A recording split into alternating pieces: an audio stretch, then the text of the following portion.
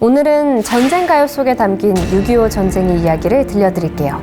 아니 멜로디가 익숙한데요. 어디서 많이 들어봤거든요. 비통함을 담고 있는데요. 정말 처절했습니다. 어머니 전쟁을 왜 해야 하나요? 놈들이 다가오고 있어. 아, 어떡해.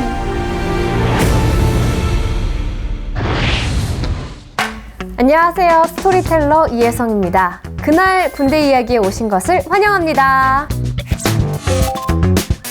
안녕하세요. 조진영입니다.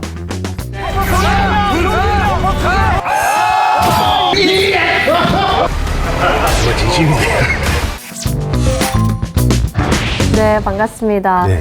조진영 씨는 또 피지컬 100에서 굉장히 관심을 많이 받은 경기가 있었잖아요. 아틀란스의 행벌이라고 무거운 공을 들고 이렇게 버티는 게 있었죠. 예. 그 몇 킬로 정도 됐었죠? 그리고 50kg 가까이 됐어요. 50킬로를 얼마나 버티신 거예요? 2시간 14분 정도. 2시간 14분이요? 네, 2시간 14분 들었습니다. 아니 그게 사람이 할 수 있는 시간인가요? 그럼 제가 사람이 아닙니까? 사람이 아니신 것 같은데. 제가 사람이죠. 저도 이제 그거를 이제 아마 제작진도 건너뛸 줄 몰랐을 거예요.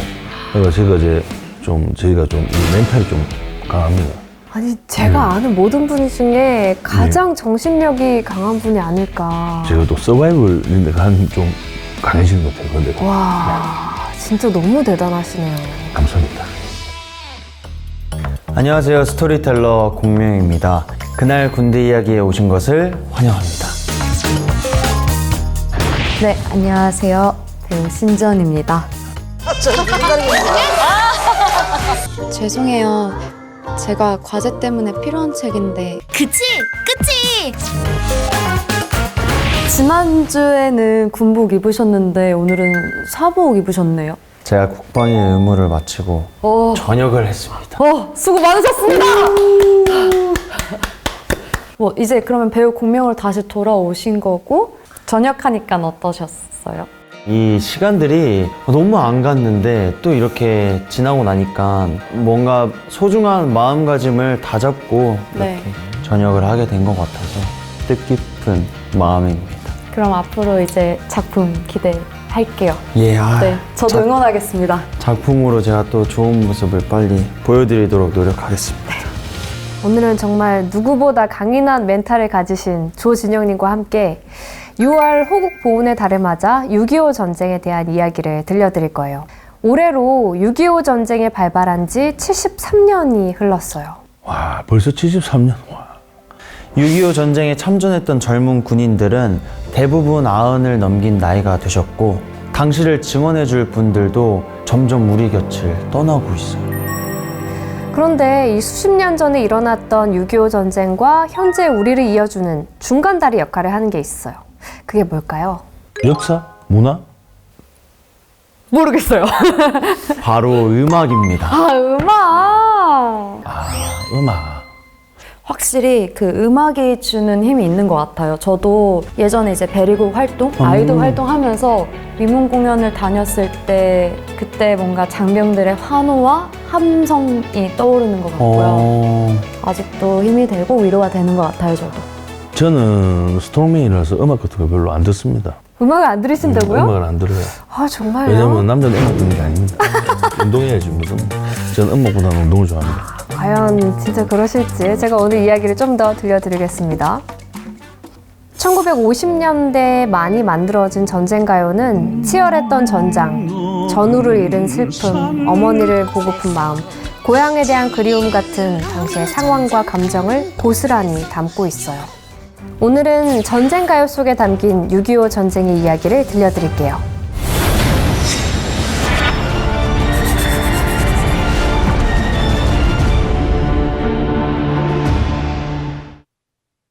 (6.25) 전쟁의 시작점은 어디일까요? 38선. 맞습니다. 1950년 6월 25일 새벽 4시 북한군이 38선을 넘어 남침을 했어요. 그렇다면 38선이 왜 생겼는지 아세요? 잘 모르겠어요. 우리나라는 1910년부터 1945년까지 일제강점기를 겪었잖아요. 1945년에 광복이 되면서 남쪽에 있던 미국과 북쪽에 있던 소련이 합의해서 설정한 정치적 분계선이 38선이에요. 38선이 이때 만들어졌군요. 네. 38선이 만들어지고 한반도가 남과 북으로 갈라졌어요. 자주 오가던 이웃과 하루아침에 생이별한 사람들도 있었어요. 이런 38선을 바라보는 그 사람들의 심정은 어땠었을까요? 당시 사람들의 심정을 가사에 담은 노래가 있는데요. 제목이 가거라 38선입니다.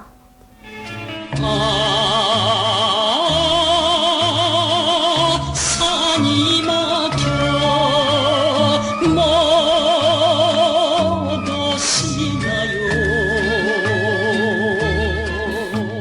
뭔가 사라져라 38선 이런 느낌이 확 와닿네요.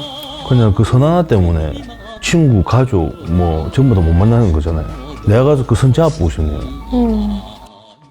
이때부터 한반도의 전쟁의 그림자가 드리우기 시작했어요. 그러다가 1950년에 6.25 전쟁이 발발합니다. 전쟁이 시작되고 사흘 만에 우리는 수도 서울을 빼앗기게 됩니다. 국제사회에서는 북한군의 불법적인 남침을 지켜보고만 있을 수 없었어요. 하나의 깃발 아래 무려 22개 나라가 6.25 전쟁에 참전하게 됩니다. 이때 참전한 군이 누군지 아시죠? 유엔군이죠. 맞습니다. 7월 1일에 유엔군이 합세했지만 북한군을 저지하기엔 역부족이었습니다. 7월 말에는 우리 국토의 92%를 빼앗기게 되는데요. 92%요? 진짜 실화예요? 북한군이 마산, 외관, 영덕을 잇는 낙동강 방어선까지 밀고 내려온 거예요. 이때 전세를 뒤집는 결정적인 전투가 벌어집니다. 바로 낙동강 방어선 전투입니다. 국군과 유엔군은 무슨 일이 있어도 낙동강 전선을 사수해야만 했어요. 여기가 뚫리면 부산이 위험해질 수도 있었기 때문이에요. 당시 전쟁에 필요한 병력 그리고 전쟁 물자 모든 게 부산항을 통해서 들어왔거든요. 무슨 일이 있어도 부산은 꼭 지켜야 했네요. 네. 8월 15일까지는 부산을 점령해라. 김일성의 지시를 받은 북한군은 거세게 몰아붙였죠. 하지만 아군의 저항도 만만치 않았어요. 국군의 총에 맞은 북한군이 하나둘씩 강물로 떨어졌어요. 이건 여담인데 이때 이 모습을 지켜보던 한 군인이 낙동강에 오리알 떨어진다 라고 소리쳤다고 해요. 그 낙동강 오리알 신세라는 말이 이때 생겼구나. 맞아요. 낙동강 방어선을 지키기 위한 전투는 50일 넘게 이어졌습니다. 거의 매일 포항을 비롯해 다부동, 안강 등지에서 전투가 벌어졌습니다. 정말 치열하고 처절했습니다. 거의 92%가 뭐 내려왔으니까 저희가 지고 있었으니까 지금 아니면 지는 거잖아. 네. 최선을 다했었겠네요. 진짜. 아군 전사자도 셀 수 없이 많았습니다. 포항 지구 전투 전사자의 유해를 수습하면서 이 붙이지 못한 편지를 발견하는데요. 진영 씨가 예. 읽어주실래요? 어머니, 저는 사람을 죽였습니다. 그것도 돌담 하나를 사이에 두고 10여 명은 될 것입니다. 아무리 적이지만 같은 언어와 같은 피를 나눈 동족이라 생각하니 가슴이 답답하고 무겁습니다. 어머니, 전쟁은 왜 해야 하나요? 어머니, 어쩌면 오늘 제가 죽을지도 모릅니다. 저 많은 적들이 그냥 물러갈 것 같지 않습니다. 어머니, 저는 꼭 살아서 어머니 곁으로 가겠습니다. 상추쌈이 먹고 싶습니다. 찬 옹달샘에서 이가 시리도록 차가운 냉수를 들이켜고 싶습니다. 놈들이 다가오고 어떡해. 놈들이 다가오고 있습니다. 또다시 쓰겠습니다. 어머니 안녕, 안녕. 안녕은 아닙니다. 다시 쓸 테니까요. 그럼. 진짜 이제 죽을 것 같은 느낌이 됐네요, 보니까. 네, 좀 많이 마음이. 이 편지는 당시 중학교 3학년이었던 이우근 학생이 쓴 건데 우근 군은 어머니께 편지를 붙이지 못한 채 북한군에 맞서 싸우다 전사했어요. 근데 중학교 3학년이 전투에 나갔어요? 어머니 상추쌈이 먹고 싶다고 이렇게까지 썼는데 이 치열했던 전투 속에는 국군과 유엔군도 있었지만 군번, 계급장 없이 참전했던 학도의용군과 소년병도 있었습니다. 펜 대신 그 총을 잡고 어떤 마음으로 전장으로 향했었을까요? 생각조차 못하죠, 이건 솔직히. 많이 안타깝죠. 예. 낙동강 전선에서 고군분투하며 수많은 희생을 치른 끝에 인천 상륙작전으로 반격에 나서며 서울을 수복하고 북진을 거듭하는 과정을 실감나게 묘사한 노래가 있어요. 제목은 전우야 잘 자라입니다. 전우야 잘 자라랑 아군이 이기는 상황이랑 무슨 관계가 있습니까? 당시 군인들도 이 노래를 군가처럼 즐겨 부르며 전의를 불태웠다고 합니다. 제가 영상을 하나 보여드릴게요. 네. 전우의 시체를 넘고 넘어 앞으로 낙동강아 흘러가라 우리는 전진한다. 전우들을 떠나보내는 마음은 어땠을지 좀 이런 생각하니까 가슴이 먹먹해지네요. 진짜 그 가사대로 자기 전우의 시체를 밟고 갈 때 그 마음은 진짜 찢어질 것 같아요. 그러니까 와, 이건 상상도 못하고. 계속해서 승전보는 들려왔지만 전쟁은 끝나지 않았습니다. 아직 돌아오지 않는 남편과 아들을 기다리는 가족의 마음은 어땠을까요? 무엇보다 살아서 돌아오길 기도했을 것 같아요. 전쟁터에 보낸 가족의 안전과 그리고 무사 귀환을 바라는 마음을 담은 전쟁 가요도 있어요. 태극기 흔들며 님이 떠난 새벽 정거장 기적도 울었소. 만세소리 하늘 높이 들려오느나 지금은 어느 전선 어느 곳에서 용감하게 싸우시나 님이여 건강하소서.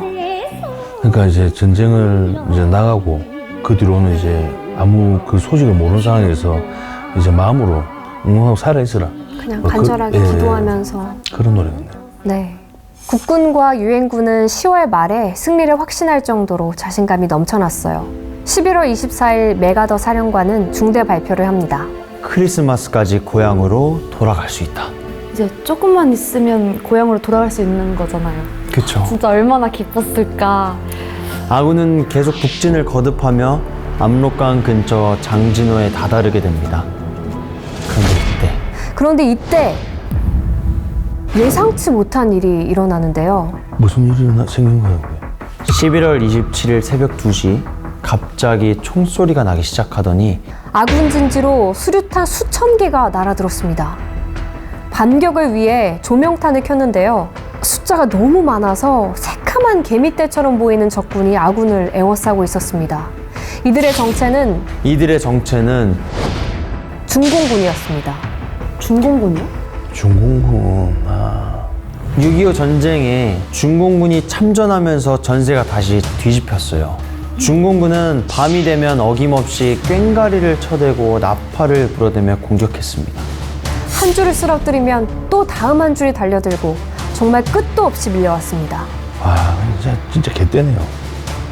아군에게는 중공군보다 더 무서운 적이 있었는데요. 바로 혹한이었습니다. 이때가 11월 말이었잖아요. 밤이 되면 기온이 영하 45도까지 떨어졌습니다. 상상이 되세요? 영하 45도? 제가 옛날에 촬영한 적이 있었는데 그날 한파운드 해갖고 영하 18도인가 10도였거든요. 그때 죽을 뻔했어요, 저 밖에서. 그 다 패딩도 입으셨을 거 아니에요? 네, 그렇죠? 옷 입고 있는데도 손발이 끊어지는 그런 느낌이었거든요. 근데 발가락 막 떨어져 나갈 것 같고. 근데 45도면 그때 당시 뭐 패딩도 없었을 텐데 어떻게 버텼을까요? 그니까요. 진짜 말도 안 돼요. 그리고 이렇게 끝도 없이 밀고 들어오는 중공군과 그 살인적인 추위를 도저히 감당할 수 없었던 아군은 철수하기로 결정합니다. 아군은 배를 타고 최종 목적지인 부산으로 가기 위해 흥남부두로 향했습니다. 철수하던 아군에게 예상치 못했던 일이 일어나는데요. 바로 그때 가는 길목길목마다 피난민들이 쏟아져 나오는 거예요. 뭐 때문에 갑자기. 원래 미군은 10만 명이 넘는 군인과 수십만 톤에 이르는 군수 물자만 실어서 흥남을 떠날 계획이었습니다. 그러면 피난민은 어쩌고요? 그때 구세주가 나타나는데요. 바로 미 10군단 통역관이었던 현봉학 박사입니다. 현 박사는 미군을 끈질기게 설득했고 10만여 명의 피난민도 무사히 배를 탈 수 있게 됩니다. 와, 다행이네요. 진짜 사람 살고 봐야죠, 그래. 딴 거보다. 이때 나온 전쟁 가요도 있어요. 전쟁 중에 흥남부두에서 여동생 금순이와 헤어진 오빠의 비통함을 담고 있는데요. 눈보라가 휘날리는 바람찬 남부두에 모든 여가가 불러봤다 찾아를 왔다. 멜로디가 익숙한데요. 어디서 많이 들어봤거든요. 그쵸. 네, 저도 막 휴게소에서 들어본 적 있는 것 같기도 하고. 굿세어라 금순아라는 제목의 노래인데요. 영화 국제시장에 나오면서 그 지원 씨처럼 6.25를 겪지 않은 세대에게도 많이 알려졌었어요. 아, 그래서 들어본 적이 있는 것 같아요. 영화에서 들어봤어요. 그래 맞다. 이 중공군을 등에 업고 기세 등등하게 밀고 내려오는 북한군에게 1951년 1월 4일 서울을 다시 뺏깁니다. 이때 퇴각하는 아군을 따라 수십만에 이르는 피난민도 남쪽으로 내려가게 되면서 일사후퇴까지 벌어지게 됩니다. 아군은 불리한 전선에서도 절대 물러서지 않았고 반격에 성공해 3월 15일에 서울을 재탈환하는 것을 시작으로 가평 전투를 비롯한 많은 전투에서 승리를 거둡니다. 그리고 1951년 5월 용문산 전투 이후부터 1953년 정전협정 때까지 전면전이 아닌 고지 탈환을 목표로 하는 국지전이 계속 이어져요.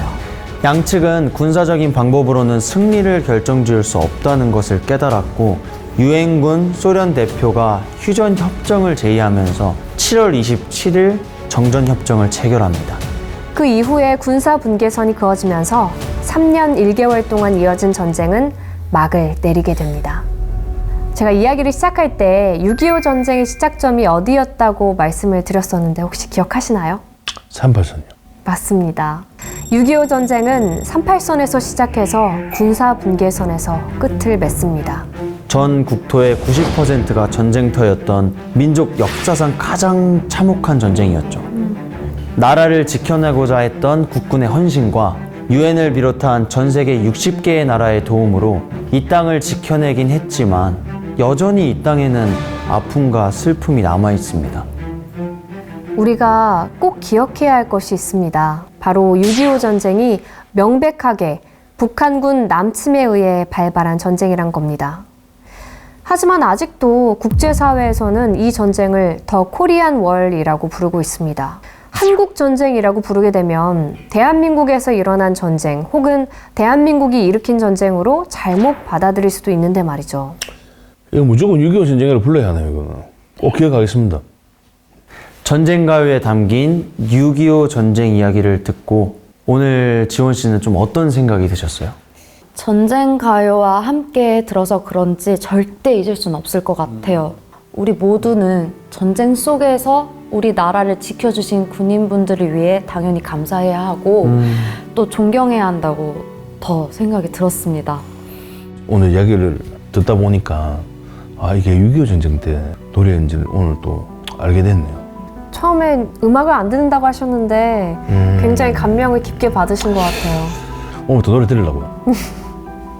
6.25 전쟁을 통해서 우리가 끝났어 우린 망했어 그러고 주저앉지 않고 이렇게 깨진 데서 이대로만 주저앉을 수는 없다. 살자. 어떻게 그걸 회복을 하려고 애를 쓰느냐. 교훈으로 생각하고 명심하고 온 국민들이 단합해서 이제 일어서야 되지 않느냐. 그런 생각을 해요. 전쟁은 잠시 멈췄을 뿐 아직 끝나지 않았습니다. 북한이 핵 개발과 미사일 발사를 멈추지 않는다면 전쟁의 그림자는 언제든 우리 앞에 현실로 다가올 수 있습니다. 우리는 대한민국이 휴전국이라는 사실을 절대 잊지 말아야 합니다.